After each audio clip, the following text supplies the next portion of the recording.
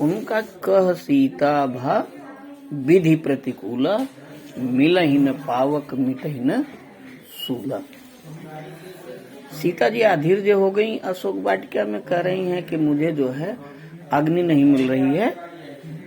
अब अग्नि का अर्थ जो है ज्ञान से, मुझे वो ज्ञान नहीं प्राप्त हो रहा, वो मंत्र नहीं प्राप्त हो रहा है जिसके द्वारा मैं ऊर्जा को पैदा करूं।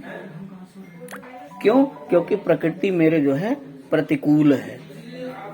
कह सीता भा, मुझे भाषित हुआ कि प्रकृति मेरे प्रतिकूल जा रही, इसलिए सफलता मुझसे दूर जा रही है। राइट। इतने में दीन मुद्रिका डारी प्रभु, इतने में हनुमान जी ने हाथ से मुद्रिका डाल दी।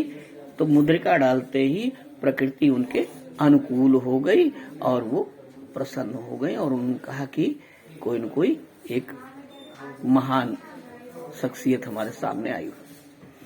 सेल्स भी यही कहती है कि जब ऊर्जा की चरम सीमा, जब आप सेल को कैलकुलेट कर पाएं और सेल के नेचर को समझ पाएं कि नेचर के हिसाब से मेरी सेल कैसे होनी चाहिए,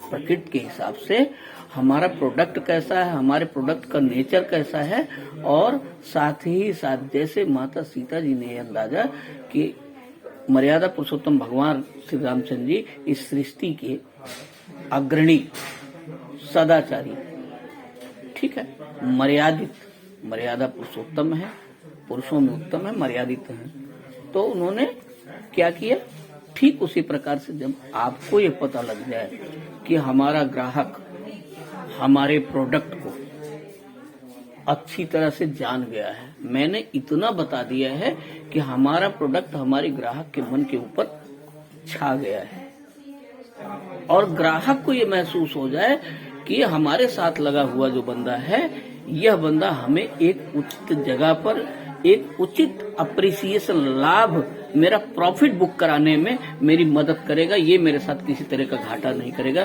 तो क्या आपकी सेल होगी? नहीं होगी।